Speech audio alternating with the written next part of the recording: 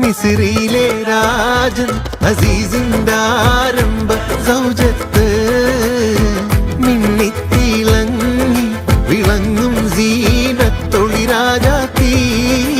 കണ്ടാൽ കൊതി കൊണ്ട് കരള് തുടിക്കുന്ന കലമാൻ മിഴിയുള്ള കൈതപ്പൂ മണമുള്ള, കണ്ടാൽ കൊതി കൊണ്ട് കരള് തുടിക്കുന്ന കലമാൻ മിഴിയുള്ള കൈതപ്പൂ മണമുള്ള ഏതാണീ രാജാത്തി,